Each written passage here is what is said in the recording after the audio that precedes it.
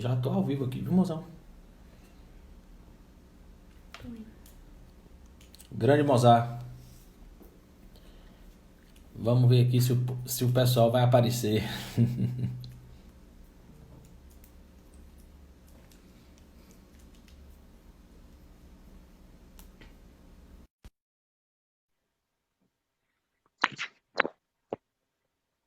Aí você pode aceitar aí, Mozart. Já te mandei o convite.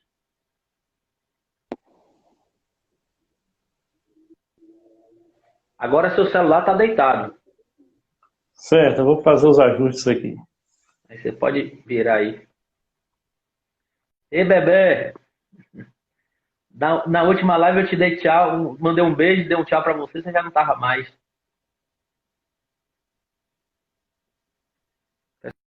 Vindo a todos aí, vão se achegando. E aí, Guila, como é que tá, meu rei?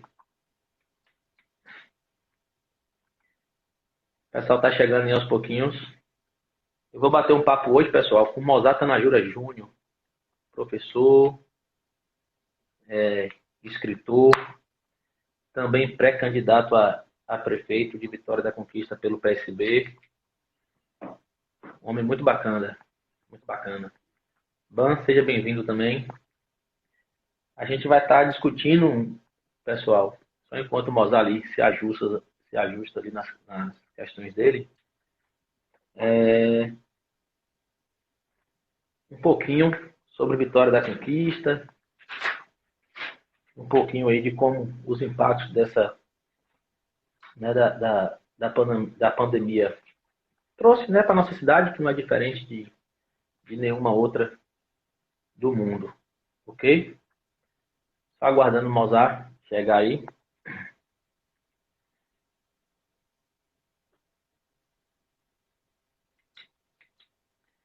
Só aceitar o convite de Mozart, que já foi. Dizer para vocês que vocês fiquem à vontade para poder participar junto com a gente. Essa é mais uma live que eu, né, semanal que eu faço. Bem que na semana passada eu não fiz nenhuma. Foi para desenjoar um pouquinho, né? Que live toda semana também não fica legal.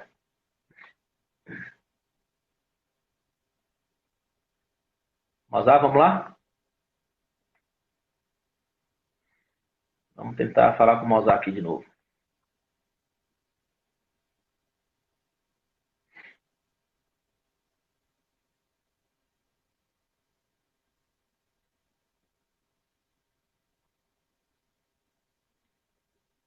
Mozart me falou que está com um problemazinho aqui de conexão, mas ele já está resolvendo lá já.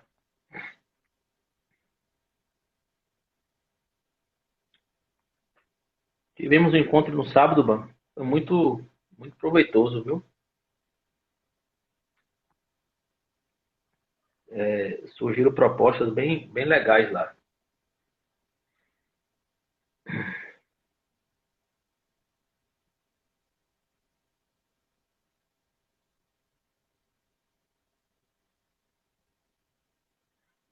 Enquanto o Mozart não entra aí, vamos conversando aqui um pouquinho. Bebé, bom te ver, viu, Bebé?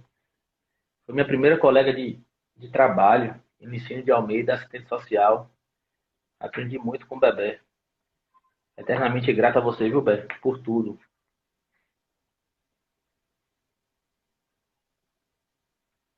Ensino de Almeida. Tenta entrar em contato com o Mozart.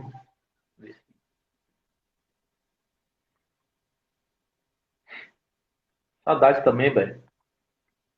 Já se passou um bocado de tempo, hein? Tava começando ali.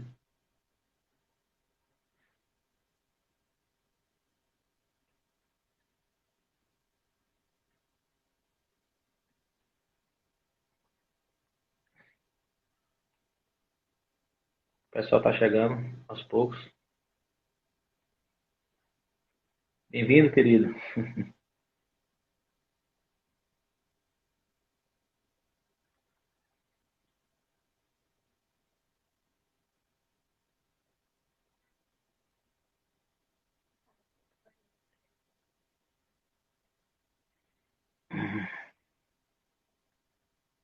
Eu acho que a gente conseguiu deixar uma história bacana no ensino de Almeida. Sempre que eu passo lá por perto, quer dizer, agora eu não passo mais, né? Alguns anos atrás, sempre que eu passava lá, eu fazia questão de entrar aí, de passar por dentro de Licínio de Almeida. Tem um carinho muito grande pelo pessoal lá. E Caculé também.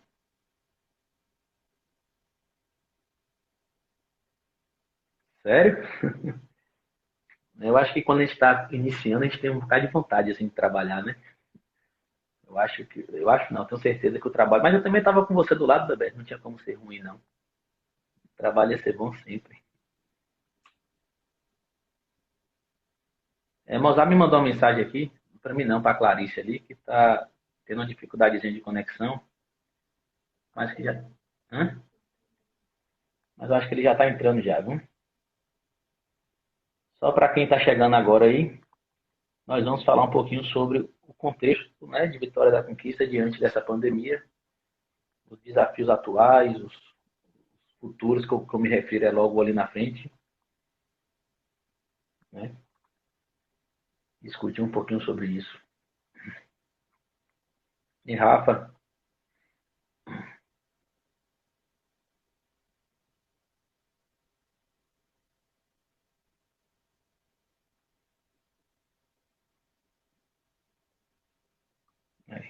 transmissão de Mozart lá ficou. Eu espero não passar pela novamente pela segunda live que a gente tem problemas aí por conta da internet. Da outra vez foi com o Hilton Cunha, mas a gente conseguiu fazer um no outro dia. Mas eu testei com o Mozart mais cedo um pouquinho, estava tudo ok. Imagino que ele deve estar entrando aí. Presidente Araqueto, acabou de entrar também. Vitor, meu irmão, seja bem-vindo. Tudo em paz. Daqui uns dias é a nossa, né? Vou me preparar para ela aí. Pronto, o professor Mozart acabou de entrar aqui. Vamos fazer nosso bate-papo.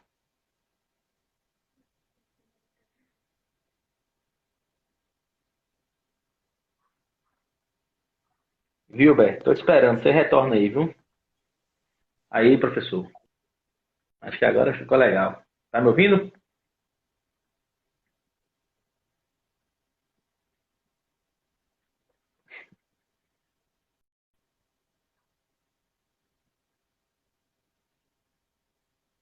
Pode ficar à vontade, Beto. Querido Mozart, consegue me escutar? A conexão foi restabelecida aí?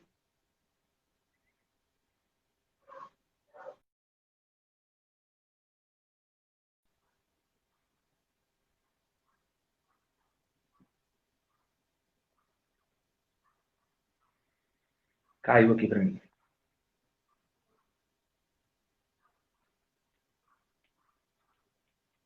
Pessoal, aguarde, peço aí só um minutinho de paciência para vocês. Acredito que ouvir o professor Mozart é algo bem produtivo. Ele vai entrar agora aí, ó.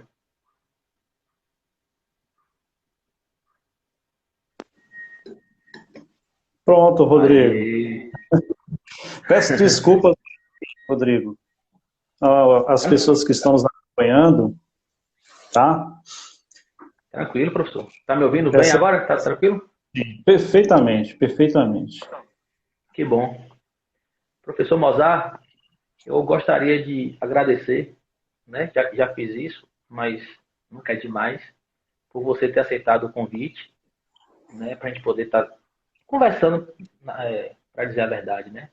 Até por conta que nesse contexto que a gente está, nós não temos muitas soluções, né, para as coisas. A gente está mais num processo mesmo de debate, de conhecer tudo isso que está acontecendo, para, quem sabe, um pouquinho mais à frente a gente conseguir propor algumas ações, enfim. Então, muito obrigado, seja bem-vindo. Uma boa noite aí para todos que estão nos assistindo também. Professor, faça aí se apresente. Boa noite. Boa noite a todas as pessoas que estão nos acompanhando nesse momento aqui.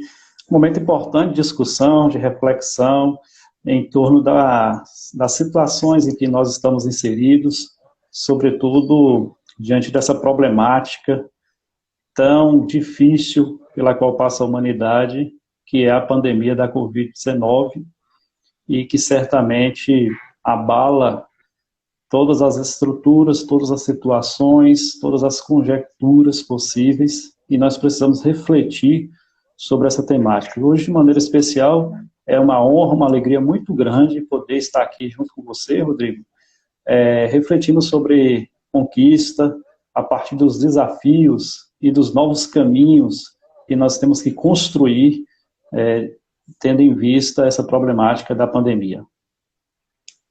E aí, Rodrigo, eu já peço desculpas mais uma vez às pessoas que estavam já nos acompanhando, né? A gente tem esses problemas técnicos, é natural, né?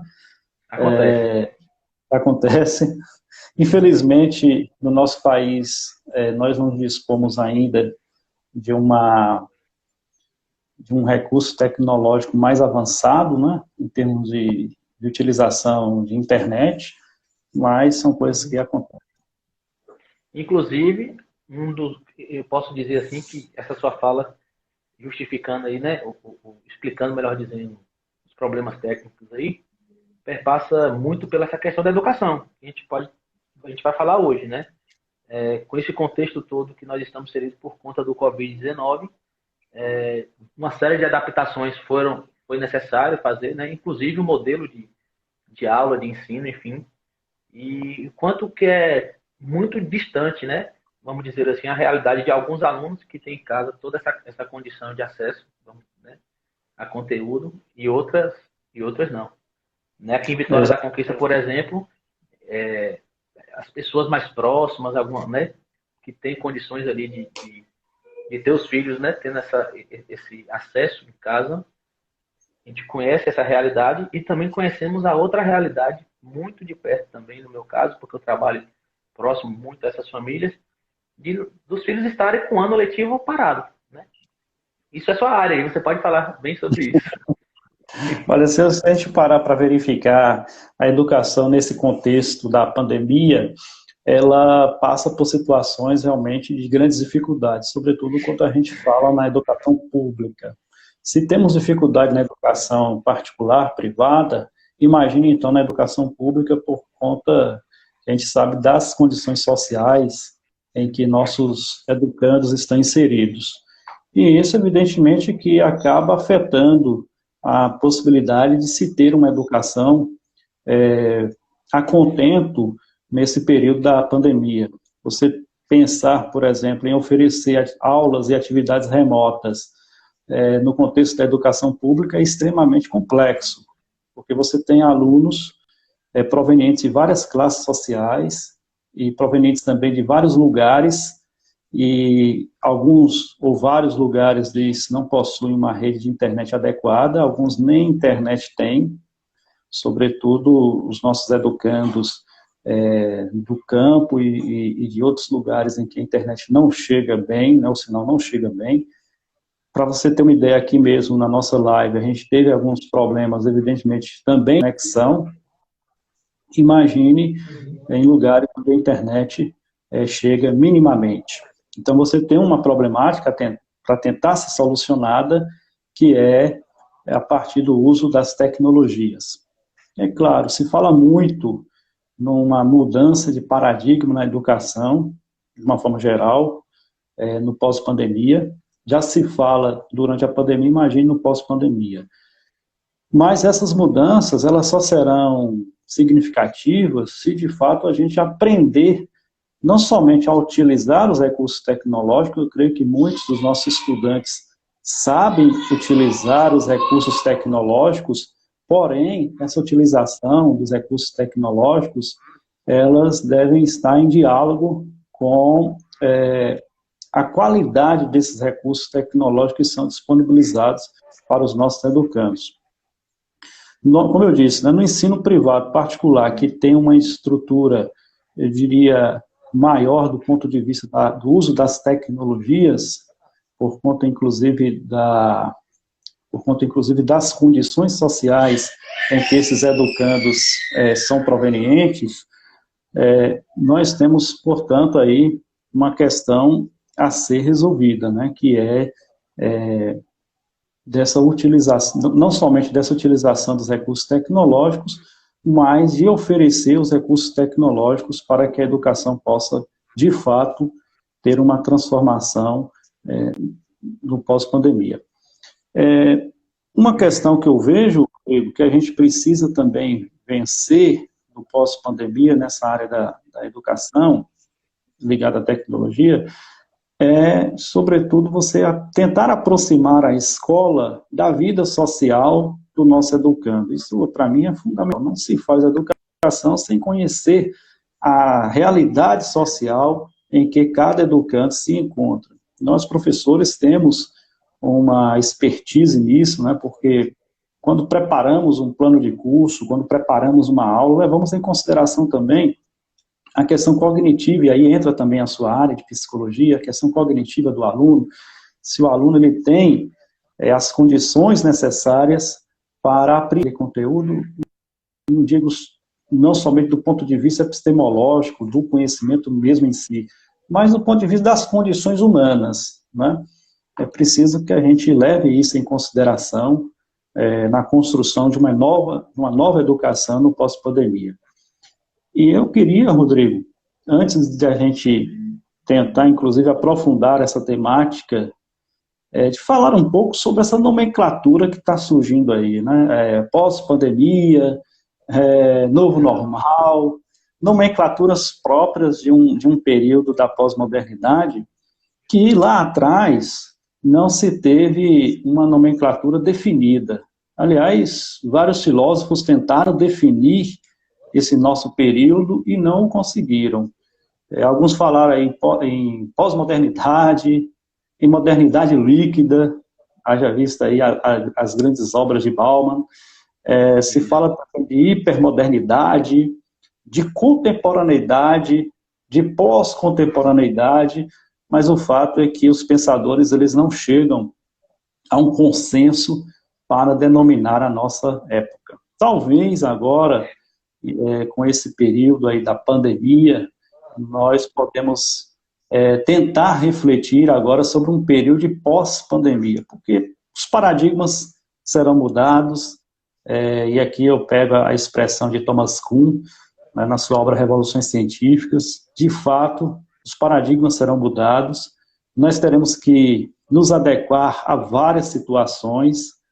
Hoje mesmo eu tive que ir ao supermercado, e ao retornar do supermercado, chegando em casa, parece uma operação de guerra, né? A gente tem que ter todo aquele cuidado. Tira a roupa, guarda a roupa, não tira sapato. Isso cansa, estressa a gente, imagine isso daqui para frente. A gente vai ter que saber conviver com essas coisas, e ao conviver com essas realidades novas, nós teremos também que traçar, elaborar planos para todas as áreas, e a educação realmente não seria diferente, ela passará por essa transformação. Uma das principais delas, eu acho, né? E talvez até uma transformação necessária, né? Porque a educação nossa... Talvez até já precisasse disso há algum tempo. Exatamente, a educação nossa, infelizmente, ainda é uma educação ultrapassada. É só a gente verificar aí o modelo de escola, o modelo de sala de aula que nós temos, né? Um modelo totalmente arcaico, ultrapassado.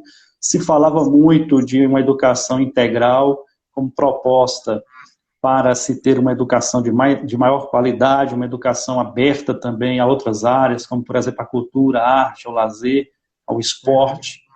Mas eu penso que a gente tem que avançar para além, inclusive, da educação integral. A gente tem que buscar realmente cultivar e usar bem os recursos tecnológicos para que a gente possa dialogar a educação com tecnologia e enfrentar essa problemática que se colocou a partir da pandemia da Covid-19 e buscar soluções para que todos os nossos educandos eles possam ter acesso livre e de qualidade e acesso 100%, porque não basta você oferecer as condições de uma educação ligada à tecnologia sem dar acesso a 100% dos nossos educandos. Isso que você falou, Mausa, eu compactuo 100%, E eu tive a oportunidade de trabalhar em uma escola aqui, de um grande amigo meu, uma escola muito bacana, e eu falava assim com ele, essas questões das tecnologias, né, das redes sociais, das mídias sociais, tem que ser assunto de sala de aula, tem que ser assunto de escola. Sim, sim. Porque, para você ter uma ideia, tenho certeza que você tem, mas para quem está nos ouvindo aqui, inúmeras circunstâncias dentro da sala de aula, nas relações entre os alunos, vinham por conta, né, dessa, vamos dizer assim, inabilidade que muitos alunos tinham, né, da rede social, das mídias sociais. Por exemplo, o que eu quero dizer com tudo isso? Tem alunos que não se zangam tanto ou não se irritam com a ofensa, muitas vezes, olhando no olho. Mas aquela ofensa compartilhada pelo WhatsApp, a exposição maldosa, vamos dizer assim, pelo Instagram, pelo Facebook, isso ocasiona tanta confusão, porque ali na mídia social eles não sabem qual é o limite, até onde vai o respeito. E esses assuntos, essa transformação que a escola precisa ter. Né? Ensinar, discutir coisas dentro da sala de aula que seja do cotidiano do aluno. E não é, por exemplo, quando uma situação dessa ocorrer, o psicólogo, quem quer que seja, ir lá tratar sobre essa temática. Então, isso tem que fazer parte. Né? Agora, eu não entendo, sinceramente, o que nos impede tanto, quer dizer, eu faço algumas ideias, né, de avançar nesse sentido. Às vezes, resistência do próprio formato da escola, né, que se constituiu em cima daquela história, deu certo assim, vai continuar assim. Às vezes até dos próprios pais, que quando imagina fazer algo diferente, sai daquilo que ele paga à escola muitas vezes, né? Tô falando, nesse caso específico, do que ele quer, que é o filho passar no vestibular e pronto. E isso a gente ou se preparar para o vestibular, né? E isso a gente vê agora, na pandemia, né? Nessa situação de pandemia, onde muitos pais falam assim, meu filho vai aprender o que esse ano com a escola que não está no fluxo normal? Dá para aprender tanta coisa. Né? Exatamente. Não significa dizer que a educação é começar um ano ali de fevereiro, março e até novembro que você faz educação. A gente tem condições de educar de diversas outras formas, de diversos outros contextos. Na verdade, Rodrigo, como em outras áreas, inclusive, você sabe que eu venho de uma área também religiosa, né, por ter exercido o ministério de padre durante alguns anos na nossa Diocese de Vitória da Conquista. Na religião, a gente sempre falava o seguinte, que a gente precisaria ultrapassar as 4 paredes da paróquia, as 4 paredes de uma igreja, ir atrás do povo, a metáfora foi legal, na escola também. Para que a gente possa entender a realidade do povo. É preciso estar no meio do povo para entender a realidade do povo. E aí, como você bem colocou aí, né, serve de metáfora, de analogia também para a educação. É preciso ultrapassar as 4 paredes da sala de aula, é preciso ultrapassar os muros. Aliás, eu sonho uma escola sem muros. Uma escola sem muros, refletindo aí, portanto, uma educação sem limitar a potencialidade do aluno, a potencialidade do educando e do educador. É preciso que a escola do pós-pandemia, e aqui serve necessariamente para a Vitória da Conquista, que é uma cidade por vocação educadora, é uma cidade que cresce de maneira significativa sob a égide da educação, e, portanto, nós precisamos pensar uma conquista pós-pandemia, a partir desses novos caminhos trilhados por uma nova educação também, de oferecer uma escola sem muros. E aqui uma grande metáfora, né? Preciso ir além daquilo que é a escola do passado, a escola que está no nosso presente, mas que ainda se configura como uma escola do passado. É preciso que a gente dê condições estruturais para essa nova escola, a partir desse uso das novas tecnologias, mas que esse uso seja um uso bem utilizado na realidade cotidiana do nosso educando e do educador. Exato.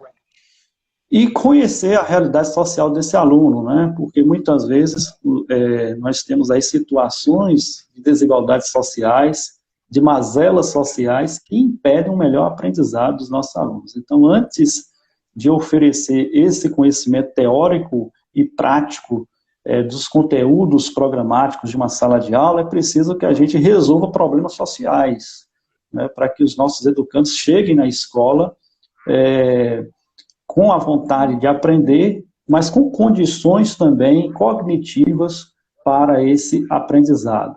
E, de maneira muito especial, eu penso que essa educação do pós-pandemia ela tem que ser dialogada com o contexto social e com os avanços tecnológicos da nossa época. Perfeito. Eu resolver alguns problemas sociais complexos, né, diante de toda a complexidade que nós temos, seria o essencial, o fundamental, o necessário, melhor dizendo, para que a gente tivesse também uma sociedade com menos muros. Eu acho que também é importante a gente ter essa Exatamente. Isso é um ideal, né? A partir do momento que a gente consegue resolver problemas sociais graves, históricos que nós temos aqui, nós também podemos ter uma sociedade com menos muros. E aí você tocou num ponto interessante, viu, Rodrigo? Me permita. Quando eu estava estudando teologia na cidade de Ilhéus, e aqui bateu a saudade lá do Instituto Teológico de Ilhéus, onde fiz muitos amigos, onde conheci padres e bispos maravilhosos, com um testemunho de vida realmente encantador. Eu escrevi um texto sobre o Muro de Babel. Não tem a Torre de Babel? A torre que separou, né, os homens de Deus por conta da ganância humana. E aí eu fiz um texto metafórico, os muros de Babel, na verdade, né? Quais são esses muros de Babel? E você colocou bem, a desigualdade social é um grande muro hoje, não somente na nossa cidade, mas em todo o nosso país. Há uma desigualdade social que não permite com que a educação avance significativamente. É aquilo que eu sempre digo, vamos dialogar a educação com questão de resolução dos problemas sociais, para que a gente possa chegar significativamente a oferecer um novo modelo educacional em que todos tenham condições idênticas de aprendizado. Né? E aí você tocou nesse ponto, me lembrei desse texto, os muros de Babel. Quais são os muros, né, que estão impedindo de as pessoas avançarem nas suas potencialidades? As mazelas sociais representam uma parte desse muro. Né? Isso. Essas mazelas sociais, né, impõem que algumas pessoas, aí eu vou pegar outro gancho aqui, faz com que outras pessoas acreditem que a construção literal do muro é uma forma de proteção, né? E que não na prática isso a gente não se verifica isso, né? Exatamente. Eu antes de começar a nossa live aqui, eu estava pensando, né? Eu acredito, Mozart, numa normalidade. Não vai existir. Eu não acredito que vai existir uma normalidade igual, vamos dizer assim, janeiro de 2020. A gente não vai viver isso novamente. É o que você falou. A gente tem dois caminhos aí. Igual não vai ser. Ou a gente melhora, ou a gente também piora. Tem essa possibilidade. Né? E essa fala sua me fez pensar o seguinte: vai depender muito do que é o tema da nossa live, vamos dizer assim, o caminho que nós vamos escolher para percorrer. Né? E para que tenhamos um novo normal melhor do que 2020, eu, particularmente, acredito que resolver essas mazelas sociais é fundamental. E como é que nós vamos resolver essas mazelas sociais? Quem vai garantir a transformação, né, vamos dizer assim, social? Por onde vem? Qual é o caminho para isso? Eu, Rodrigo, defendo que, eu falo isso sempre, e aqui em nossa cidade não vai ser diferente, que as políticas voltadas à diminuição da desigualdade social serão fundamentais, políticas públicas, né, nesse aspecto. E para isso ocorrer, nós precisaríamos ter aí a correlação de força que a gente fala na política, né? A gente precisaria ter um Estado que assegure isso. O outro caminho, que no meu ponto de vista pode ser extremamente nefasto, é que se as correlações de forças, que inclusive estão agora, né, vamos dizer assim, prevaleçam, e acredito de fato em um Estado que não seja, melhor dizendo, um fomentador de melhoria da qualidade de vida das pessoas, pode desencadear ainda inúmeras outras mazelas. Então nós temos essas duas opções. O novo normal não vai acontecer. Quer dizer, o normal de janeiro de 2020, fevereiro, aquilo ali esquece. Ou nós vamos avançar, e para a gente avançar, no meu ponto de vista, seria por esse caminho, ou piorar, né, retroceder ainda mais de acordo com o caminho dessa correlação de forças que a gente, vamos dizer assim, permita se configurar. Na sua opinião, é mais ou menos por aí? O que você pensa nisso tudo? A gente já falou um pouquinho sobre a educação a respeito disso, né? Mas de uma maneira geral, como é que você percebe isso para a nossa cidade? Olha, Rodrigo, eu costumo ser bastante otimista. É claro que a gente tem que estar preparado também para outras situações, né, do ponto de vista do que pode ser, inclusive, negativo. Mas eu quero aqui acreditar que a gente vá aprender com toda essa situação e vivenciar com otimismo o pós-pandemia a partir desse novo normal, onde as pessoas possam ter consciência de respeito e de amor ao próximo, e aí entra a questão da alteridade, né, a questão de você poder olhar o outro como semelhante, como próximo seu, e de você perceber também que o outro precisa ser cuidado, precisa ser olhado com atenção. E daí que entra a importância da elaboração de políticas públicas sociais que venham de maneira muito significativa e de maneira estratégica tentar, pelo menos, amenizar as desigualdades sociais existentes na nossa cidade. Nós não podemos continuar com uma forma de governar, de gerir as nossas cidades, e aqui em Vitória da Conquista, olhando apenas para os bairros mais favorecidos do ponto de vista socioeconômico. É preciso ter uma gestão municipal que olhe para todos os bairros, para todos os lugares do nosso município de uma forma igual, porque você só vai combater as mazelas sociais, as desigualdades sociais, quando todos tiverem oportunidades de vencê-las. Não adianta a gente... nisso aí. Exatamente, não adianta agir sem essa equidade do ponto de vista de um plano de governo, de uma ação de governo. Então, as políticas públicas sociais, elas entram justamente nessa perspectiva e têm um objetivo de tentar amenizar essas situações, mas com uma estratégia. É preciso, por exemplo, você ter uma boa análise de dados, saber quais são as reais dificuldades enfrentadas, sobretudo pelos bairros mais carentes, onde muitas vezes a ação governamental não chega, saber também como lidar com determinadas situações em que se envolve questões de vulnerabilidade social. Então, você tem vários itens a serem percorridos para a elaboração de uma política pública social. E para que tudo isso aconteça, é importante demais que haja uma participação popular, uma participação, inclusive, dos vários segmentos da sociedade organizada, uma participação dos movimentos sociais, uma participação, sobretudo, das pessoas lá na base, das pessoas que residem no lugar onde tal problemática está ocorrendo, e isso nós, infelizmente, no momento, não estamos verificando. É preciso que haja, sim, uma ação governamental com ampla participação popular. Aliás, eu só acredito numa ação governamental em que o povo seja o protagonista, em que o povo que está lá, que conhece a realidade do seu local de residência, participe do debate. Participe ativamente com sugestões, com proposições, né, na certeza de que as coisas precisam ser construídas conjuntamente.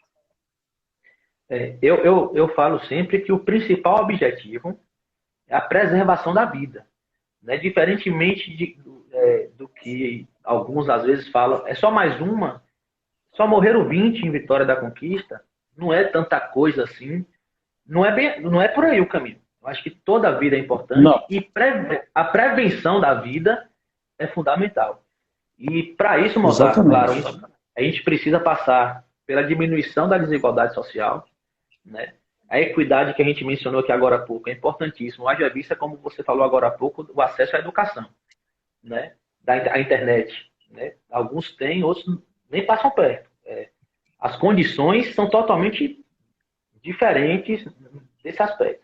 Então, para a prevenção da vida, a diminuição da desigualdade social é fundamental. O debate com essas pessoas mais vulneráveis socialmente é extremamente necessário, é importantíssimo. E aí, como eu falei agora há pouco, o caminho é através de políticas públicas que são, né, fomentadas pelo Estado. Não tem outra. Não tem outra. A gente precisa E aí entender você tocou no ponto importante, Rodrigo, políticas públicas fomentadas pelo Estado, e não políticas públicas tão somente fomentadas por governo, que é uma diferença, Exato. né? Sim, E completamente. essa diferença ela é fundamental para a gente compreender algumas situações. Quando você tem uma política pública governamental, de governo, que atinge, Ela pode passar. que atinge os problemas sociais e que gerem soluções para esses problemas, ela pode vir a ser uma política pública de Estado. Né? Mas o que nós estamos assistindo, tristemente, é que algumas políticas públicas de Estado, que no passado eram prioritárias, hoje, infelizmente, está sendo eliminada por conta justamente desse capital financeiro, por conta do mercadocentrismo neoliberal, que avança, infelizmente, significativamente em torno dessas políticas públicas sociais que deveriam beneficiar os mais pobres, os excluídos, mas que na contramão da história, por conta dessa defesa de um Estado neoliberal financeiro, você tem justamente um posicionamento contrário a isso. Exatamente.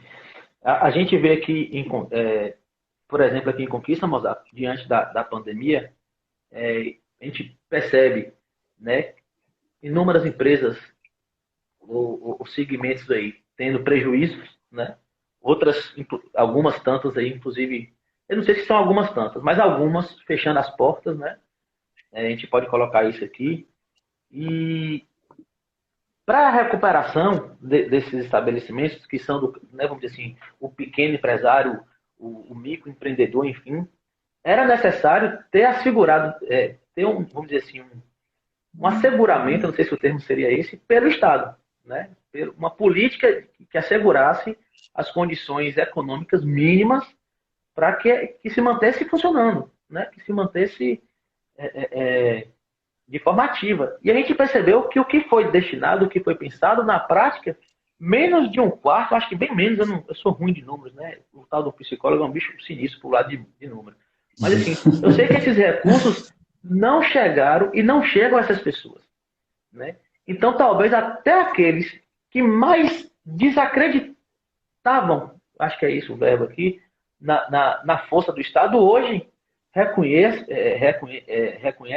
que é necessário, né? Alguns empreendedores, alguns microempresários hoje entendem que o comércio deles está fechando por conta que não teve um auxílio, né? Um auxílio que eu falo no sentido de que uma política que protegesse eles, né? Protegesse a economia nesse aspecto. Na verdade, o governo federal deveria ter pensado numa perspectiva de política pública de Estado e não de governo. Né? Exato. Por que eu digo isso? Porque os reflexos oriundos dessa pandemia, eles são ainda por alguns anos.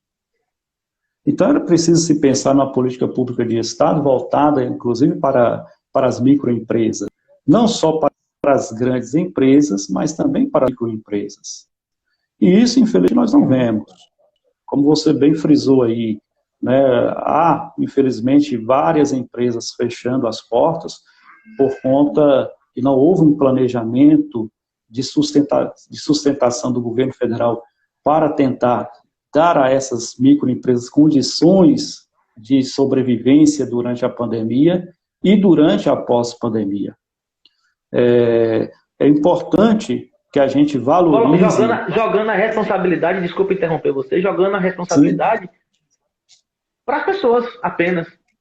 Depende Exatamente. De você. Se você funciona, você sobrevive. Se você não funciona, você morre. E o que é pior, Rodrigo, colocando a população, colocando um contra o outro. Né? Porque Isso. Você tinha lá que fica em casa, né?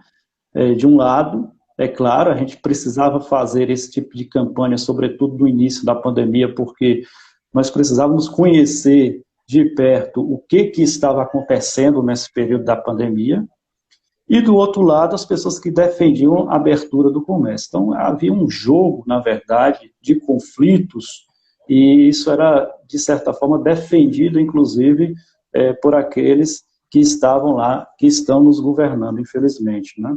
É preciso... Mas você percebe que a discussão perpassa justamente, porque o Estado vai estar lá sempre. Depende da correlação de forças, do tipo de correlação de forças que vai fazer ele ser mais protagonista, não. Mas você percebe que a discussão perpassa por o Estado agiu de maneira mais firme ou não? Sempre é isso? Sempre é por aí? Rodrigo, poderia repetir, por gentileza? O sinal aqui caiu quando você estava... Eu disse o seguinte, que a discussão, independentemente, né, do posicionamento, porque jogou muitas pessoas umas contra as outras, mas a discussão perpassa se o Estado ele é proativo ou não. Nesse momento agora, as correlações de forças políticas optou por o Estado não ser proativo. Né? Meio que jogando para a responsabilidade dos brasileiros e dos conquistenses, vamos dizer assim, para a gente manter nosso foco, o protagonismo de dizer, de conduzir, né? Cada um conduza, né? Da forma que achar melhor. Se você quer ir para a rua, você vai. Se você não quiser, você fica em casa. Se você quer abrir seu comércio, você abre. Se você não quiser, você não abre. E as coisas não são bem assim. A discussão ela perpassa justamente por ter um Estado, independentemente da sua área, na economia, ou na saúde, nas políticas públicas, de uma maneira geral, que seja proativo ou não. Primeiramente, era preciso não alimentar esse lado conflitivo entre as pessoas, né? Ora, se você tem uma possibilidade de ficar em casa, se a sua profissão, se a sua ação, vamos dizer assim, profissional lhe permite ficar em casa, por que não fazê-lo diante, sobretudo, de uma situação pandêmica e com altos índices, vamos dizer assim, de pessoas contaminadas e de morte em todo o Brasil, e aqui em Vitória da Conquista também não foi diferente, com os índices alarmantes de pessoas que, infelizmente, se contaminaram pela Covid-19. Primeira coisa era isso, né? Evitar o conflito. Em segundo lugar, o Estado, ele precisaria, de maneira muito eficiente, elaborar, a partir dos dados da realidade, a tão falada política pública social que nós mencionamos aqui, né, nessa nossa live. Quem serão os beneficiados, né, com essa política pública social do Estado? Como é que nós faremos para evitar, inclusive, certas fraudes, certas situações que burlam a lei? E, em terceiro lugar, como é que o Estado pode subsidiar determinadas situações de microempresários para que não ocorra o que está ocorrendo agora, que é a falência e a quebra de muitas empresas. E, por fim, como é que nós podemos elaborar um plano de contingenciamento para lidar com a situação da pandemia e como é que nós podemos elaborar um plano para lidar com a situação do pós-pandemia, que é uma outra situação que será totalmente diferente do ponto de vista prático, né, em relação em que nós estamos inseridos. Como nós bem falamos, e você também tocou nisso, o futuro não será mais o mesmo. Aliás, o futuro nunca é o mesmo, mas nós precisamos olhar para a história para entender o futuro. E quando olhamos para a história e percebemos que não temos nenhum tipo de política pública social por parte dos nossos governos, nós precisamos, de fato, ter o alerta ligado, porque situações ainda de maiores dificuldades em torno dessa questão social poderá existir. Então é preciso que a gente chame a responsabilidade não só para cada um de nós, quando voltarmos ao novo normal, de termos os nossos cuidados necessários, nossos cuidados individuais, para o bem da coletividade, mas é preciso que essa responsabilidade seja prioritariamente do Estado, né? Do governo federal, do governo estadual e do governo municipal. Sobretudo do governo municipal, que é o governo mais concreto, que nós temos do ponto de vista da visualização nas nossas cidades, né? Porque muitas coisas que acontecem no dia a dia da nossa cidade, a população, evidentemente, vai reivindicar onde? Junto ao governo municipal. E é importante deixar claro também aqui que o termo só para, né, retificar aqui que a gente falou no início mais no início, o termo pós-pandemia a gente utiliza até de uma maneira didática, vamos dizer assim, mas a gente não sabe por quanto tempo nós vamos passar por isso. Talvez esse pós-pandemia nem vamos dizer assim, definitivamente em termos, né, de tempo, a gente consiga saber quando é que vai ser esse pós. Pode vir outras pandemias, né? A gente sabe muito bem aqui que se o mundo ele não se reorganizar da forma de consumo, né, de como viver, de como se relacionar, e que continuar, por exemplo, degradando tanto o meio ambiente da forma que é feito, outras pandemias podem estar vindo de forma, como é que eu posso dizer assim, seguidas, né? Então, quando a gente fala de pós-pandemia, a gente está falando a gente não está aqui precisando quando é que é. Né? É importante deixar isso também bem claro aqui para o pessoal.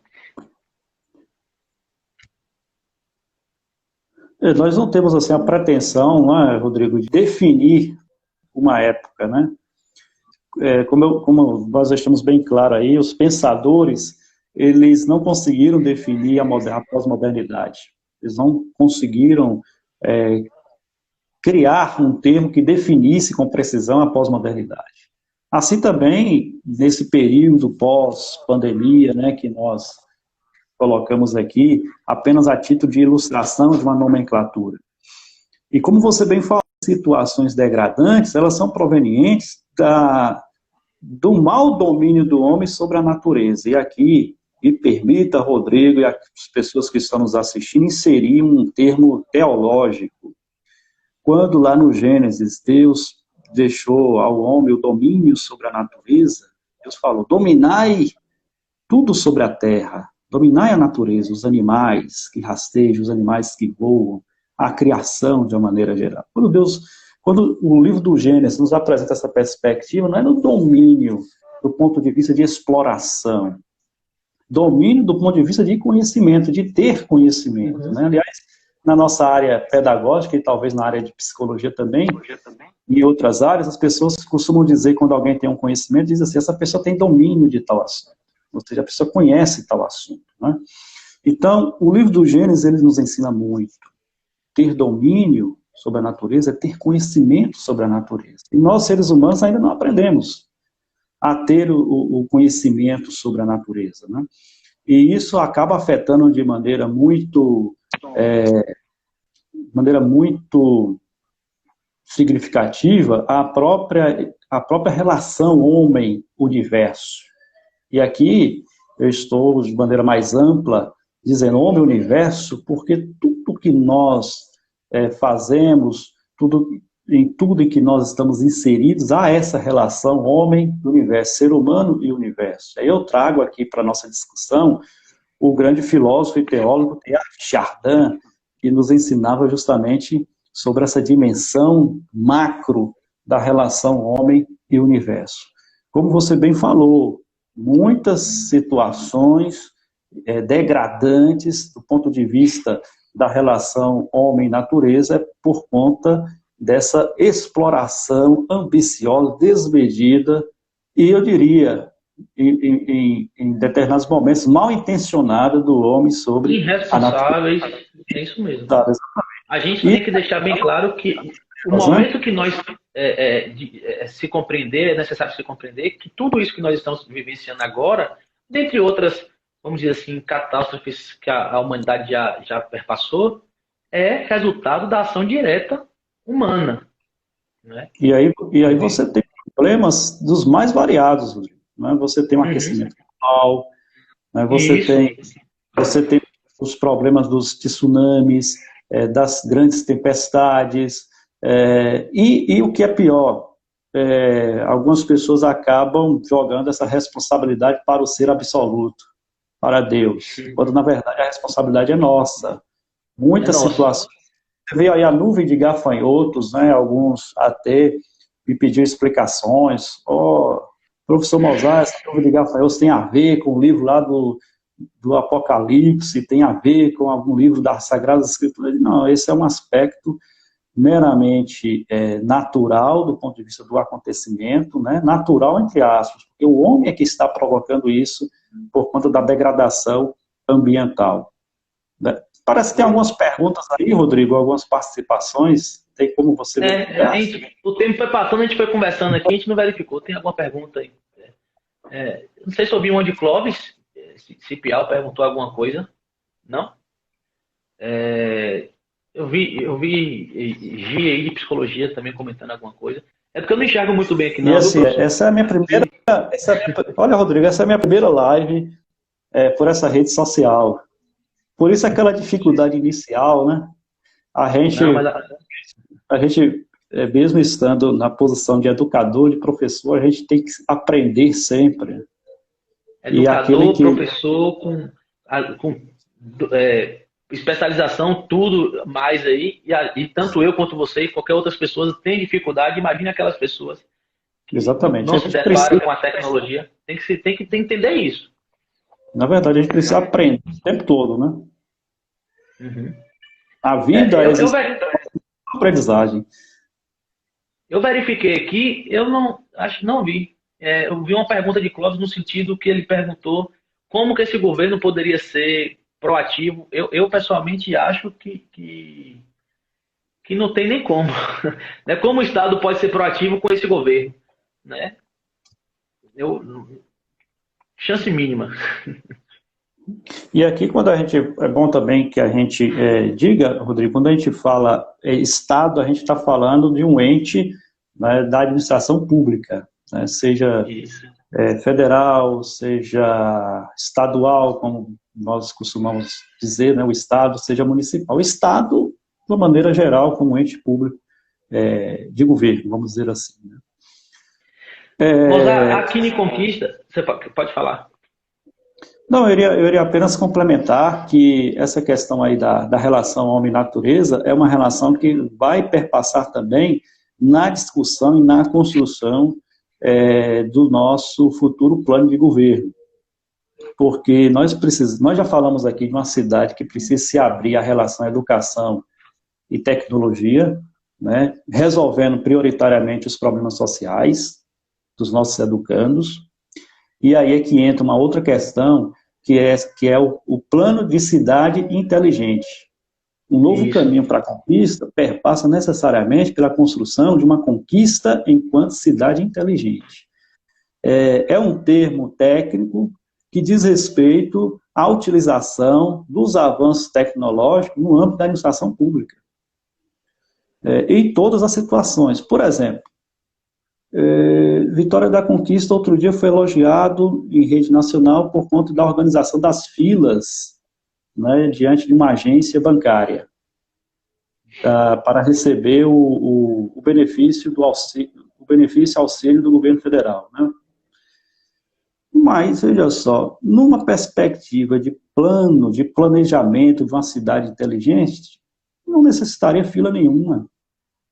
As pessoas simplesmente iriam num horário previamente agendado, num horário previamente estabelecido, ou até mesmo não necessitaria nem ir fisicamente a determinada agência bancária para receber o seu auxílio emergencial. Uma cidade que leva em conta o uso adequado da tecnologia é uma cidade preparada não somente para os avanços da própria tecnologia, mas preparada para acolher bem o cidadão. E aí entra o paradoxo, né? Ao mesmo tempo que Vitória da Conquista foi elogiada pela organização das filas para receber o auxílio emergencial, nós vimos o quê? Há pouco tempo atrás, infelizmente, a triste situação em que os nossos servidores públicos foram expostos, passando por aquela fila... Aquilo ali foi crime. Passando por uma fila humilhante, né, diante de uma agência bancária lotada. Então, o que precisa fazer? Conquista precisa de um novo caminho que avance na perspectiva de uma cidade inteligente, uma cidade que saiba utilizar os recursos tecnológicos. E a outra questão, como um novo caminho para enfrentar a pandemia e quiçá, a pós-pandemia, desenvolver um projeto de cidade sustentável, desenvolver um projeto de cidade que leve em consideração a relação homem-natureza, que leve em consideração a situação em que todas as pessoas estão refletindo do ponto de vista da modernidade ou da modernização dos serviços públicos, que diz respeito a essa questão do respeito ao meio ambiente. Desenvolver políticas públicas ambientais também são importantes para os novos caminhos que Conquista deseja trilhar. A economia criativa também, né, Mozart? Você pode falar um pouquinho disso? Sim, aí entra um outro caminho da economia criativa. Essa economia criativa que requer de nós uma atenção especial, né, do ponto de vista daquilo que o próprio nome indica, né, da criatividade das pessoas, em saber lidar com toda a sua potencialidade intelectual e cultural. A economia criativa hoje é discutida de maneira muito própria em vários países desenvolvidos pelo mundo afora, porque ela é de fato um ganho, não somente para a realidade local, mas para a realidade nacional, porque imagine você ter um certo produto, um certo serviço sendo oferecido em termos de economia criativa na nossa cidade e virar um produto ou um serviço com uma expansão ainda mais ampla. Você vai ter ganhos para isso e você vai ter uma perspectiva de retorno muito grande, inclusive para a economia do próprio município. Para esse momento, Mozart, que se aproxima, como eu falei assim, e Conquista vai ter que discutir, refletir muito sobre que cidade nós desejamos ali para frente, um diálogo dos mais diversos segmentos será necessário. Você acredita nisso? Qual é a possibilidade que você tem? Que você acha que... Qual cenário você vislumbra aí desse diálogo dentro de Vitória da Conquista? Olha, como foi colocado aí, Rodrigo, nós vamos ter aí eu vou continuar usando o termo técnico de pós-pandemia, né, acreditando que a gente vai vencer essa situação. Nós teremos aí no pós-pandemia uma situação em que o diálogo ele será necessário. E aqui você que é psicólogo sabe muito bem o quão importante é o diálogo na existência humana no mundo. Não se pode falar de uma existência humana no mundo sem diálogo. Os grandes teóricos, filósofos já debatiam sobre isso, né? Você tem aí o Habermas, do agir comunicativo, que nos ensina que nós devemos ter atitudes consensuais para o bem da coletividade. Você tem aí o Martin Buber, que escreveu a obra Eu, Tu, uma perspectiva dialógica, em que o tu é tão importante para a minha existência enquanto eu. Você tem o Emmanuel Levinas, um filósofo também da alteridade, que na obra Entre Nós vai nos ensinar também o quão é importante você perceber a sacralidade do rosto do outro, e aquele ultrapassa o dado, a dimensão religiosa ao dizer isso, porque para ele cada pessoa é sagrada do ponto de vista do respeito e do amor que nós devemos devotar ao outro. E isso vai nos inserir na perspectiva dialógica. Eu vou lhe pedir licença, Mozart, rapidamente, porque eu entrei um pouquinho antes, fiquei te aguardando, a live vai encerrar em exatamente 55 segundos. Então, tá. eu acho melhor, para você continuar seu pensamento, a gente sair e eu convidar você novamente, pode ser? Pode ser, Só para pode você ser. concluir seu pensamento, eu sugiro aí, peço a todos que estão nos acompanhando aí, que retornem agorinha. Tá bom? Então, vou encerrar só para a gente terminar seu pensamento para não ficar sem concluir, Certo. tá bom? Tá Tô bom. voltando aí.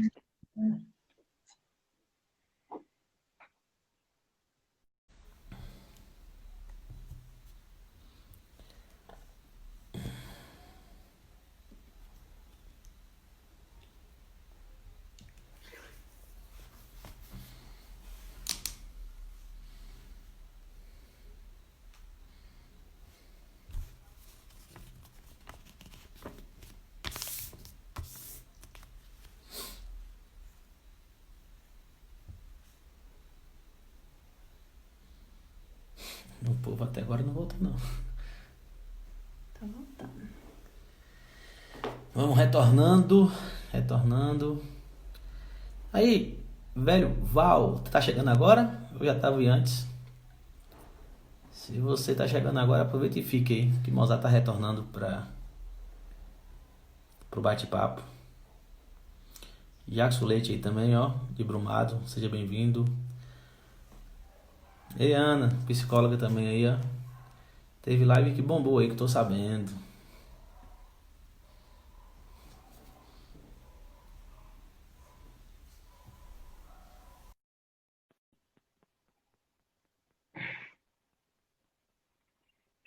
O pessoal vai retornando aos poucos aí.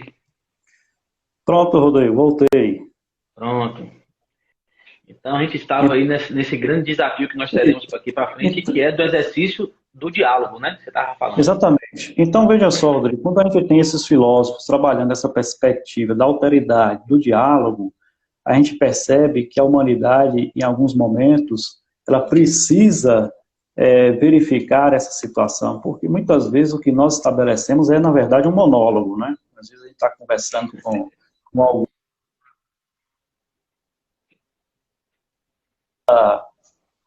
ela está pensando no que ela já vai lhe responder, e aí fica só no monólogo, não fica no diálogo.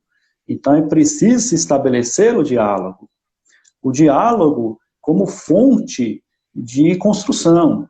Então, uma gestão moderna, ela precisa estabelecer diálogo com todos os segmentos da sociedade civil organizada e de maneira muito especial com as lideranças de bairro, com as pessoas que estabelecem o seu relacionamento no dia a dia da nossa cidade, seja utilizando os serviços públicos, né, seja no pagamento dos seus impostos, enfim, é preciso estabelecer um diálogo com a população de uma maneira geral e de maneira muito especial com os segmentos da nossa sociedade organizados.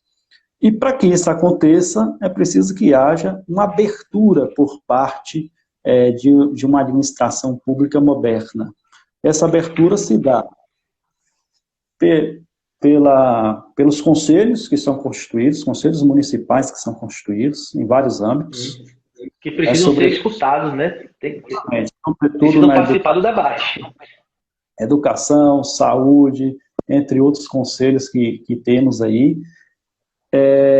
Escutar também, eu acho fundamental isso, escutar os líderes religiosos de todas as religiões, porque eles atuam na base com o povo, conhecem a realidade, o sofrimento do nosso povo. De todas, isso é importante, de todas. De todas não as considerar opiniões. algumas mais importantes do que outras. Né? Não. Toda busca ao sagrado, ela é fundamental. Né? Meu avô tinha uma sabedoria muito grande, né? Zé Brejeiro, bateu até saudade aqui agora. Ele me ensinou desde pequeno a respeitar todas as religiões. E ele me disse uma coisa que não saiu da minha mente, nem do meu coração. Olha, as religiões é como se fosse uma montanha para chegar a Deus. Há vários caminhos, há várias direções. O objetivo é o mesmo, chegar no topo, chegar em Deus. Aquilo ficou marcado em mim, né? Então, o diálogo com os líderes religiosos de todas as denominações religiosas é muito importante, como eu disse. Os religiosos conhecem na base os problemas sociais que afligem o nosso povo. O diálogo com os movimentos sociais, que tem muito a nos oferecer. O diálogo com a ciência, a partir das nossas universidades e faculdades que nós temos. Vitória da Conquista é uma cidade de uma riqueza educacional imensa, uma cidade que tem crescido como polo educacional e que tem uma potencialidade que precisa ser aproveitada a partir do conhecimento científico produzido nas nossas faculdades e nas nossas universidades que aqui existem, né? O diálogo que deve existir com os servidores públicos, porque eu digo isso, porque os servidores públicos são eles que prestam um serviço de qualidade a nossa população, e a partir do serviço prestado por esses agentes, que nós vamos ter uma cidade bem melhor, e por isso eles precisam ser escutados nas suas sugestões, nas suas reivindicações, e precisam ser valorizados. Então, é importante essa dimensão do diálogo numa construção de administração pública moderna. Mozart, eu pessoalmente estou mais encantado ainda, mais admirado ainda por você após bater esse papo contigo. Não temos outra alternativa se não for através da boa conversa, do diálogo sincero, onde eu escuto e posso ter a possibilidade de ser escutado. Você tocou em um assunto bem sensível, né, que é a questão do servidor público. Eu acho que quando o servidor público ele é escutado, quando ele vem para a discussão, e quando ele se sente importante nesse processo, melhora tanto para ele, mas a partir do momento quando ele vai prestar também uma assistência melhora para a população. Então, eu acredito muito nisso, né? Eu acho que um servidor público valorizado, reconhecido, na área da saúde, do desenvolvimento social, com condições dignas de trabalho, com um salário bacana que seja, isso reflete diretamente nas ações para a comunidade, reflete diretamente no melhoramento da vida dessas pessoas. Então, é importante, a gente precisa discutir tudo isso, a gente precisa debater sobre tudo isso, né?